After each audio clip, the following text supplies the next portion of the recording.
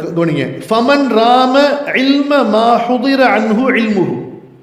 ஃபமன் யார் ராம நாடுவாரோ விரும்புவாரோ, இல்ம மா ஹுதிர அன்ஹு இல்முஹு எதை அறிவது இவருக்கு தடுக்கப்பட்டிருக்கிறதோ, அதாவது எதை அறிய முடியாதோ அதை அறிவதற்கு ஒருவர் முயற்சி செய்வாரே ஆனால், எதை அறிய முடியாதோ அதை அறிவதற்கு ஒருவர் முயற்சி செய்வாரே ஆனால், வலம் யக்னா பித்தஸ்லீம் முற்றிலுமாக ஏற்றுக்கொள்வதில் அவருக்கு திருப்தி ஏற்படவில்லையோ.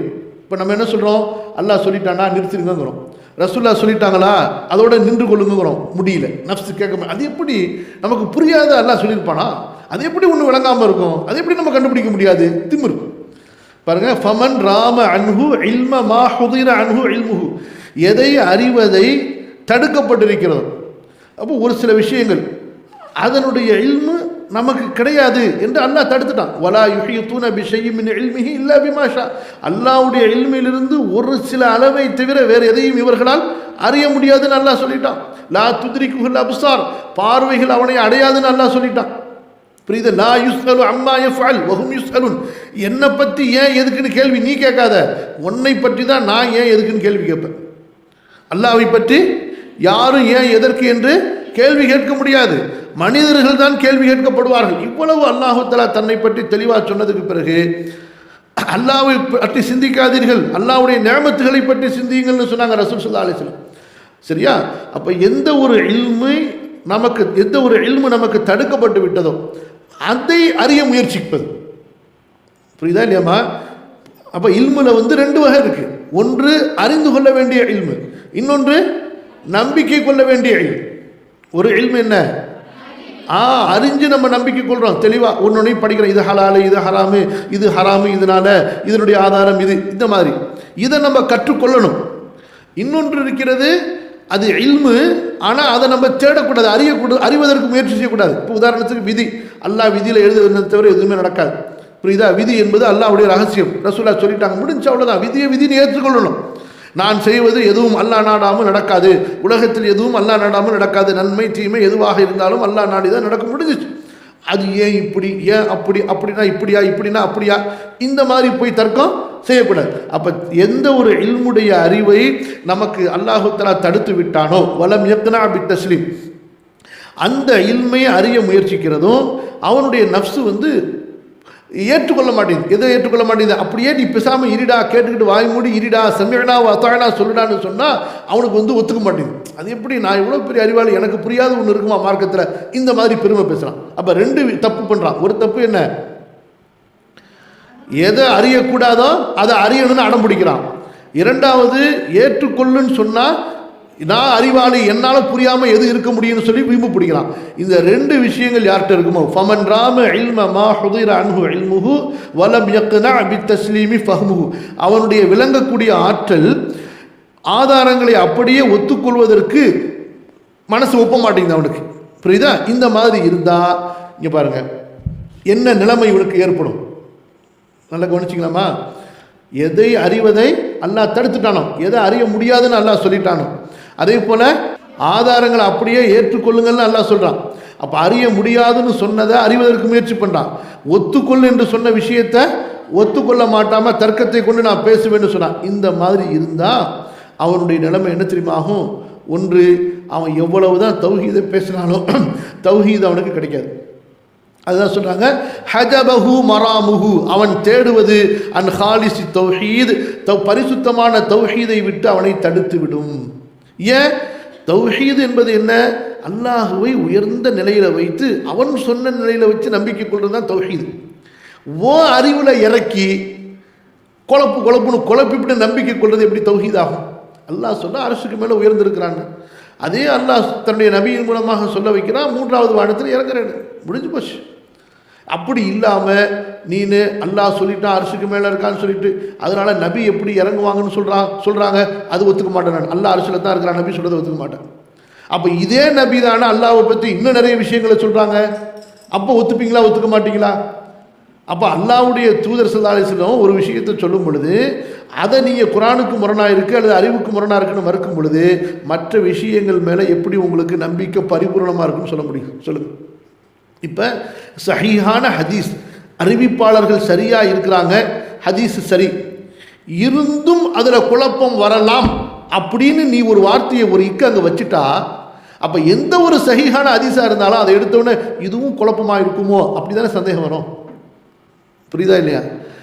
சஹீஹான ஹதீஸ்னா சஹீ தாங்க அப்படின்னு சொன்னால் நம்பிக்கை வருமா? அப்படின்னு சொன்னால் மனசில் தெளிவு வருமா? இல்லை, சஹீஹா இருந்தாலும் கூட ஒரு நம்ம கவனிக்கணும், அது வந்து நம்ம பார்க்கணும். அது வந்து அப்படி இருக்கலாம், ஏதாவது ஒருத்தர் போய் சொல்லியிருக்கலாம், யாராவது ஒருத்தர் மாற்றிருக்கலாம், யாராவது ஒருத்தர் சேர்த்துருக்கலாம். இப்படிப்பட்ட இந்த சான்ஸ் பை சான்ஸ் அப்படிங்கிறத பொதுவாக்கி வச்சுட்டாங்க. அப்போ என்ன சொல்கிறாங்க, எந்த ஒரு ஹதீஸாக இருந்தாலும் சரி தான், புகாரி முஸ்லீம் நூற்றுக்கணக்கான கிதாபில் ஆயிரக்கணக்கான அறிஞர்கள் அறிவிக்கக்கூடிய ஹதீஸாக இருந்தாலும் சரி தான், அறிவில் போட்டு அறிவியலில் போட்டு சலித்ததுக்கு பிறகு தான் நாங்கள் ஒத்துக்கோன்னு சொல்லிட்டா, அப்போ இன்னும் கொஞ்சம் நாளையில் 5 நேர தொழுகையை மறுக்கலாம் முடியுமா? முடியாதா? ஏன் உங்கள் கருத்துப்படி ஹதீஸ் சஹீஹா இருந்தாலும் கூட அதில் வந்து அறிவின்படி நம்ம அதை மறுக்கலாம், அறிவுக்கு ஒத்து வரலைன்னா நம்ம அதை வந்து மறுக்கலான்னு சொல்லிட்டிங்கன்னா கண்டிப்பாக இப்படிப்பட்ட ஒரு நிலை ஏற்படும். இப்போ வந்து 60 முதல்ல 50நாங்க 60நாங்க, இப்போ கடைசியில் 600 வரைக்கும் போயிருக்குங்கிறாங்க. இன்னும் எத்தனை போதோ கடைசியில் மொத்தமாக கித்தாபே வேஸ்ட்டுருவாங்க. அப்புறம் அந்த குரான்காரங்க போன மாதிரி போவாங்க. அப்புறம் போனதுக்கு பிறகு குரானில் கூட குழப்பம் இருக்குன்னு சொல்லிடுவாங்க. அதில் அல்லாஹ் பாதுகாக்கணும். எப்போ சஹீஹானது என்று வந்து விடுகிறதோ அதோடு அங்கே நின்று கொண்டால் தான் உங்களுக்கு அடுத்த அந்த தெளிவு என்பது ஏற்படும். சரியா? அப்போ யார் வந்து இந்த மாதிரி நிலையில் இருக்கிறாங்களோ அவங்க ஒரு காலம் பரிசுத்தமான தௌஹீதை அடைய முடியாது. அது அவர்களை தடுத்து விடும். பரிசுத்தமான தௌஹீதிலிருந்தும் வசாஃபில் மாரிஃபத்தி, தெளிவான அறிவிலிருந்தும். தெளிவான அறிவு என்பது என்ன? அல்லாஹ்வும் ரசூலும் சொல்லிட்டாங்களா, முடிஞ்சிச்சு, அப்படி நின்று விடுவது தான் தெளிவான அறிவு. அப்படி இல்லாமல் ஒரு ஆதாரத்தையும் அறிவாளை பார்த்து யோசித்து நீங்கள் மாற்று அர்த்தத்தை சொல்லி இல்லை இது வந்து ஒத்துக்க மாட்டேங்குது, அது வந்து லாஜிக் படி சரியில்லைன்னு மறுத்துக்கிட்டு இருந்தீங்கன்னா கடைசி வரைக்கும் குழம்பிக்கிட்டு தான் இருப்பீங்க. நமக்குமா மார்க்கத்தில் நமக்கு ஒரு ஸ்டாப் பாயிண்ட் வேணும்.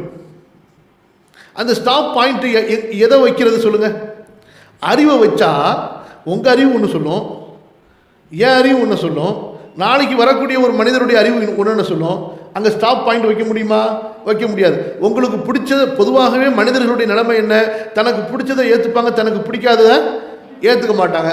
தான் அறிஞ்சதை ஒத்துக்கொள்வாங்க, தான் அறியாததை மறுப்பாங்க. இதுதான் மனிதர்களுடைய இயற்கை.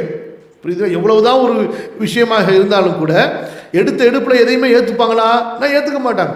அப்போ எங்கேயுமே ஸ்டாப் வைக்க முடியாது. அப்போ நீங்கள் ஒரு இடத்துல போய் மார்க்க விஷயத்தில் ஸ்டாப் ஆகணும், இதுதான் அறிவு, இதுக்கு மேலே அறிவு இல்லை என்று சொல்ல வேணும்னு சொன்னால் அது கண்டிப்பாக எதுவாகத்தான் இருந்தாகணும், அல்லாஹ்வும் அல்லாஹ்வுடைய ரசூலும் சொன்னதாகத்தான் இருக்கும். அதுக்கு மேலே அறிவு இல்லை, அதுக்கு மேலே ஞானம் இல்லை என்ற ஒரு முடிவுக்கு வந்தால் தான் அதுதான் உங்களுக்கு ஒரு ஞானத்தை கொடுக்கும்.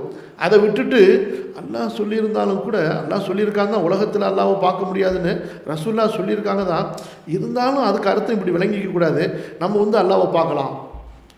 அப்போ ஒருத்தர் என்ன சொல்கிறான், அல்லாஹ்வுத்தாலா பச்சை விளக்கில் வருவாங்கிறான், ஒருத்தர் சிகப்பு விளக்கில் வருவாங்கிறான், ஒருத்தன் வந்து கனவுல வருவாங்கிறான், ஒருத்தன் வந்து அங்கே போய் தவம் பண்ணால் வரலாங்கிறான். இப்படி தான் ஒரு முடிவு இருக்குமா? எந்த முடிவு? குழம்பிக்கிட்டே இருக்க வேண்டியது. அல்லாஹ் பாதுகாக்கணும். அடுத்து என்ன சொல்கிறாங்க, சஹீஹில் ஈமான், அவனுடைய ஈமான் சஹீஹாக ஒரு சரியான ஈமானாக இருக்காது. சரியான ஈமானை அடைவதிலிருந்தும் இந்த ஒரு அவனுடைய கேரக்டர் அவனை தடுத்து விடும். அப்போ சரியான ஈமான் என்றால் எது? அல்லாஹ்வும் ரசூலும் சொன்னதை யுமினூன பில் கைபி, அல்லாஹ்வும் ரசூலும் என்ன சொல்கிறாங்களோ கைபான விஷயங்களை பற்றி நான் நம்பிக்கை கொள்கிறேன் என்பது. அப்போ இவன் என்ன சொல்கிறான், அல்லாஹ்வும் ரசூலும் கைபான விஷயத்தை சொன்னாலும் என்னுடைய அறிவில் போட்டு தான் நான் ஏற்றுக்கொள்வேன்னு சொல்லும் பொழுது அப்போ எப்படி சரியான ஒரு ஈமானுக்கு போய் சேர முடியும்? அல்லாஹ்வும் ரசூலும் சொன்னதை அப்படியே ஏற்றுக்கொண்டால் தான் சரியான ஈமான் கிடைக்கும். தன்னுடைய அறிவில் போட்டு சொல்லிக்கிட்டே இருக்கணும், அறிவில் போட்டு யோசித்து தான் நான் ஏற்றுப்பேன்னு சொன்னால் கண்டிப்பாக ரசூல் ஸல்லல்லாஹு அலைஹி வஸல்லம் சொன்னதில் 100 விஷயங்களில் எல்லா விஷயமும் நமக்குடைய அறிவுக்கு ஏற்றுக்கொள்ளணும், அதாவது நம்முடைய அறிவில் வந்து புரியணுங்கிற அவசியம் கிடையாது. இப்போ ரசூல் ஸல்லல்லாஹு அலைஹி வஸல்லம் சொன்னாங்க, அந்த காலத்தில் சொன்னாங்க, உங்களுடைய குடிபானத்தில் வந்து ஒரு ஈ விழுந்துருச்சுன்னு சொன்னால் அதை வந்து நல்லா முக்கிட்டு எடுத்து சாப்பிடுங்கன்னாங்க. சஹாபாக்கள் அப்படியே நம்பினாங்க. கொஞ்ச காலத்துக்கு முன்னாடி வந்த முட்டாளுகள் சொன்னாங்க, என்னங்க அது எவ்வளோ அசிங்கம் பாருங்கள், டீயில் ஈ விழுந்துச்சுன்னா அதை முக்கிட்டு சாப்பிடணுமா, அது என்ன பிஸ்கட்டா அப்படின்னு. கடைசியில் அல்லாஹ் தஆலா இப்படி அறிவு பேசுகிறவனை எப்படி முட்டாளாக்கணும் பாருங்கள். விஞ்ஞானிகள் சொல்கிறாங்க, இதை வந்து ரசூல் ஸல்லல்லாஹு அலைஹி வஸல்லம் அப்பயே சொல்லிட்டாங்க. எப்படி சொன்னாங்க, அந்த ஈயினுடைய ரெக்கையில் ஒரு ரெக்கையில் நோயும் இன்னொரு ரெக்கையில் அதுக்கு உண்டான மருந்தும் இருக்குன்னு சேர்த்து சொல்லிட்டாங்க. இவனுக்கு புரியல, அது என்ன ஈயுடைய ஒரு கையில் மருந்து இருக்கான், ஒரு கையில் வந்து நோய் இருக்கான் அப்படின்னாங்க. இன்றைக்கு விஞ்ஞானிகள் மருத்துவ ஆராய்ச்சியாளர்கள் படிச்சுட்டு சொல்றாங்க, ஆமாம் ஈயினுடைய ஒரு கையில் நோய் இருக்குது, ஒரு கையில் மருந்து இருக்குன்னு சொல்லிட்டு. இப்போ வந்து இஸ்லாம் பார்த்தீர்களா எப்படி அறிவாக 1400 ஆண்டுக்கு முன்னாடியே சொல்லியிருக்கிறதுன்னு சொல்லிட்டு. இப்போ என்ன பாருங்க, அறிவு பாருங்க, புரியல உங்களுக்கு? அவ்வளவுதான். ரசூல் ஸல்லல்லாஹு அலைஹி வஸல்லம் வஹீல பேசுறாங்க, அவங்களுக்கு தெரியாத விஷயமா உனக்கு தெரிஞ்சிருப்பது. அந்த காலத்திலேயே குழந்தைகள் கருவில் உண்டாகிறத பற்றி ரசூல் ஸல்லல்லாஹு அலைஹி வஸல்லம் பேசுறாங்க. எவ்வளவு நுணுக்கமான கேள்விகளுக்கு பதில் சொல்லியிருக்கிறாங்க, புரியுதா? அதனால வந்து நம்ம அல்லாஹ்வும் ரசூலும் சொன்னதை நம்பிக்கை கொண்டா முடிஞ்சு போச்சு, புரியுதா? அடுத்து பாருங்க, இப்படி ஒரு நிலைமைக்கு ஒருத்தன் வராம தன்னுடைய அறிவை முன்னாடி வைத்து பேசிக்கொண்டே இருந்தா அவனுடைய நிலைமை என்ன தெரியுமாகும்? ஃபயததபுதபு பைனல் குஃப்ரி வல் ஈமான். குஃபுருக்கும் ஈமானுக்கும் இடையில தடுமாறிக்கிட்டே இருப்பான். கொஞ்சம் நம்புவான், அப்புறம் கொஞ்ச நேரம் கழித்து மறுக்க ஆரம்பிப்பான். வத் தஸ்தீக் வத் தக்தீப், உண்மைன்னு சொல்லுவான், கொஞ்ச நேரம் கழித்து இது பொய்யுமா. வல் இக்ரார் வல் இன்கார், கொஞ்ச நேரம் ஏற்றுப்பான், கொஞ்ச நேரத்தில் ஒரு விஷயத்தை மறுப்பான். இப்போ அல்லாஹ்வுடைய தூதர் புறத்திலிருந்து தான் உனக்கு இந்த செய்தியும் வந்திருக்குது, இந்த செய்தியும் வந்திருக்குது, புரியுதா? இந்த செய்தியை அறிவிக்கிற அதே சஹாபி தான் இதையும் அறிவிக்கிறார். அந்த சஹாபியிடமிருந்து இந்த செய்தியை அறிவிக்கிற இதே தாபிஈ தான் இந்த செய்தியை அறிவிக்கிறார், புரியுதா இல்லையாமா? இப்போ நீ என்ன செய்யணும்? இதை ஈமான் கொண்டில, இதை ஈமான் கொள்ளணும்.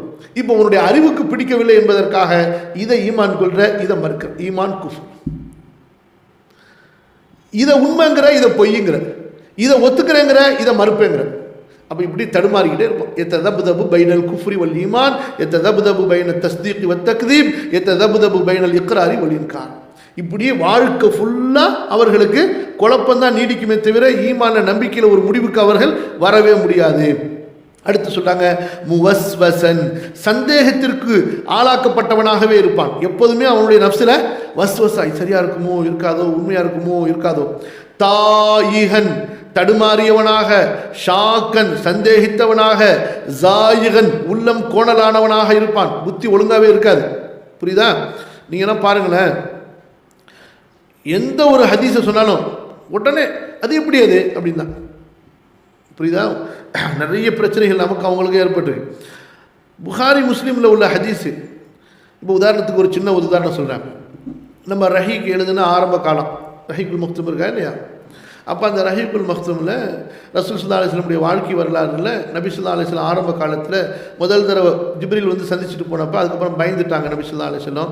அப்போ மலை மேலே ஏறி மலையிலேருந்து உருண்டு உளுந்து தற்கொலை பண்ணிக்கலாமா அப்படின்னு சொல்லி ரசூல் ஸல்லல்லாஹு அலைஹி வஸல்லம் மலை மேலே ஏறுவாங்க.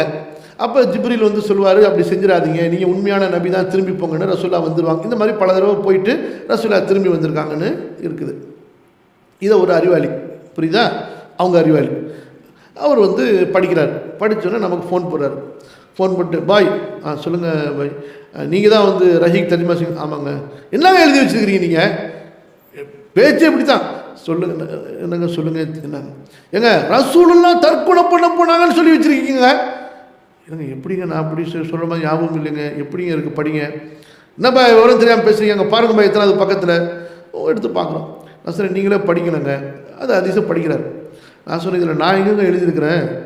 அறிவிக்கப்பட்ட அறிவிப்பை நான் வந்து எழுதியிருக்கிறேன். அந்த அறிவிப்புக்கு கீழே என்னங்க எழுதியிருக்குன்னு கேட்குறேன். சஹீஹுல் புகாரின்னு போட்டிருக்கு அறிவிப்புக்கு கீழே. நீங்கள் இப்போ ரஹீக் எடுத்து பாருங்கள். நான் சொன்னேன், அதுதான் கீழே ஆதாரம் கொடுத்துருக்கு. பாய் ஆதாரம் கொடுத்துருந்தா என்ன எழுதுவீங்களா நீங்கள்? எப்படிங்க சாதாரண ஒரு முஸ்லீம் நீங்கள், நான் நமக்கே தற்கொலை செஞ்சுக்கலாமா நான் என்ன வருவாங்க? அந்த எண்ணம் தப்பா இல்லையாங்க? அவர் எப்போ ஏற்பட்ட ரசூல்லாங்க, எப்படிங்க அவருக்கு அந்த எண்ணம் வரும்? அப்படி ஒரு எண்ணம் வரும்னு ஒரு கிதாபில் எழுதிருந்தா அது பொய்யா இல்லையாங்க அப்படின்னு சொல்லிட்டு. இதை இப்போ நீங்கள் கூட ஆமாண்ண, ஆமாம் கரெக்டு தானே, ஆமாம் அது இப்படி நமக்கே யோசனை வராது, ரசூலா எப்படி தற்கொலை பண்ணிக்கலான்னு யோசிப்பாங்க.